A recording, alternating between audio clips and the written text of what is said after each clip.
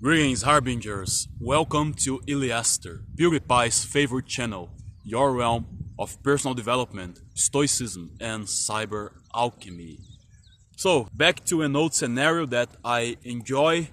It's been a while since I was last here. I think the last time I recorded here was the Thanksgiving video back in October. Wow. So, today I'm bringing a very special video, maybe the most interesting video of this channel so far, if you will. So buckle up and subscribe, give the thumbs up, let's grow this channel together. It's free and it's gonna take half a second. Thank you so much, let's go to the video. The title of this video is gonna be something along the lines of the 4 possible endings for the human lore. One of these days I was cycling back home and I was thinking, what's gonna be like the end of our story? What's gonna be the end of everything? And what are the possible endings? I started giving some serious hard thought on all of that, and I came with these 4 possible endings. So imagine you're playing like an open world game, and depending on the choices you make, you get some ending or other ending. One ending is better than other and all. I try to apply the same logic for our history, the history of existence, the history of life, the history of the universe. And I came with these 4 possibilities. I would like to ask you if after you hear my 4 endings, if you'd add like a 5th or a more that is not related with the endings I'm proposing here. And it makes sense to add as another possibility, you know. 4 endings. 1 terrifying, 1 tempting, 1 cursed, 1 transcendent. Here is the first one. Endless nothingness. The cold silence of reality. Imagine a future where every star dies, every galaxy collapses, and every atom drifts apart. No judgment, no pleasure, no punishment, just silence. The heat death of the universe when entropy reaches its maximum and no more energy can be used any further. In the end, it won't matter all we did. The void swallows all. So my friends, nihilism is not just a philosophy, it's a potential destination. And if that's the case, why anything? So that's the first ending. Everything will turn to nothing, everything will be vanquished. The universe will implode itself into a black hole of nothinglessness. That's redundant. Second ending, endless indulgence, transhumanism, paradise. Let's say we've escaped death. Not spiritually, not digitally, but biologically. Imagine a future when the physical was made eternal, suffering is deleted, and dopamine is limitless. To give a historical example, let's take the Islamic paradise, for example. If you know me, if you watch the videos on this channel, you do know I have a strong opinion on Islam, but their paradise description, as far as I'm aware, will serve as a hook for illustrate this endless indulgence on steroids. So what we know, pretty much the paradise for Islam is about the 72 virgins. You finally are able to drink wine and you're going to live this delightful life for eternity. What's in it for women? I don't know. It's an honest question. I'm not being sarcastic. Please let me know in the comments anyway. So it's pretty much pleasure without regret. A myth? Perhaps. But now we have AI, neural stimulation, and memory manipulation. Let's take the Islamic example of paradise and bring it to our possibilities with technology and limitlessness. To give another example, that the first thing, when I was conceiving the idea for this video, the first thing that came to my mind was, what if I could play Skyrim for the first time 1 zillion times? man, I would totally erase my memory just to play it all over again, you know? So that's what I'm talking about. That's some dark shit here, because we're talking about emulating all sorts of pleasures with no moral chains whatsoever, an endless source of dopamine that we could erase the experience from our brains and have it all over again. When I say endless indulgence, I am bringing it to ultimate limits of possibilities. It's kind of weird, like the lines we are crossing here. Ray Kurzweil, transhumanist and author of The Singularity is Near, believes we'll merge with machines and we're gonna achieve like synthetic bliss. But is there a catch to it? Without pain, how it would be like to experience pleasure? Without challenge, what would triumph looks like or feels like? It's a paradise of our own, or just hell with better lighting.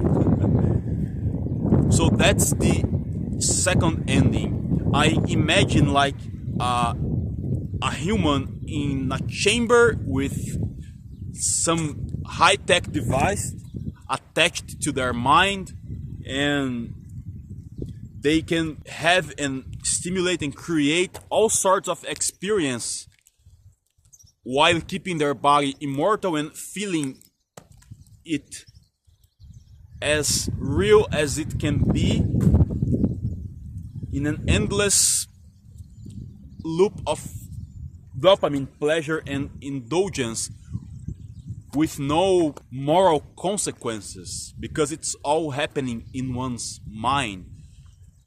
So that's what I'm talking about. That would be the endless indulgence.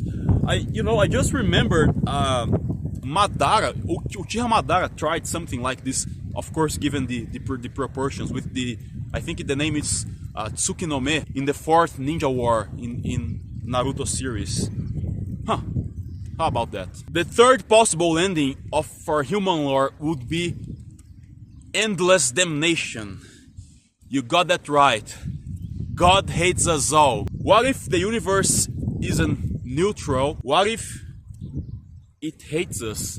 Or what if God hates us? Now we are painting a religious horror scene. Hades, Gehenna, Purgatory, Naraka. These, my friends, aren't metaphors. Those are destinations and places well described throughout holy scriptures in history from several religions. When I was thinking about this third ending, I came with the following question. Of all people, of all human beings that ever lived since the dawn of time, since the first human, through history until now and to the future, let's say a few hundred billions of people, let's consider that only one religion is right. Of this specific religion, I'm not quoting any specific here, just for the sake of the example. And of this specific religion, only a minority were faithful enough or did everything by the book, did everything correct. I would say that less than 1% of these hundreds of billions of people that ever lived, less than 1%, and I'm being optimistic here, will not face this eternal damnation. And the rest of us, I have bad news. Dante's Inferno described the 9 layers of hell, and even the Buddhist cosmology includes 8 hot and 8 cold hells. So, is this just a fucking test that we're all doomed to fail? The test that stumped them all? Welcome to the shit show. That's the third ending. We are just pawns being played by eccentric creatures that are thirst for blood and some sort of justice system we would never understand. I love being able to ask these questions because I expect those deities to be, I believe, of course, they are smarter than us humans. So I had to put this ending here. I think you saw that coming, right? Finally, let's talk about the fourth and the last ending, and the most interesting one, if you ask me. Endless meaning. the apotheosis of existence and the rarest path. Not destruction, not pleasure, not wrath, but transcendence. Endless meaning suggests a universe where everything has been reconciled. Pain, pleasure, punishment, all woven into a grand comprehensive pattern. Now to use a specific example of, we borrow some Islam intel, now let's dive to Christianity. Revelation 21, a new heaven and a new earth, the former things have passed away. But you don't need to be Christian to grasp the concept. This is the eternal now, the no place of utopia where even time bends to meaning. Pierre Teilhard de Chardin, French mystic and paleontologist, he believed in the omega point, a final convergence of consciousness and matter into a divine unity. Would be the end of humanity, just a beginning of it, with God amongst us, whoever he might be. This last one is beautiful. It's a beautiful thing for us to think of, because we have elements, or the absence of elements from the other three endings, converging into something that has eternal meaning. That's extremely powerful, guys. I won't develop more on this subject because this topic is so fascinating that I decided to record 4 different videos exploring in detail each of these concepts. So this is an introductory video, and tell me what you think. Tell me if you like this subject, and let me know in the comments what do you think. If you have another suggestion of possibility on how story will end for us. A black hole, a dopamine loop, a divine punishment, and a transcendent rebirth. What do you believe waits for us? Are we the authors of this tale,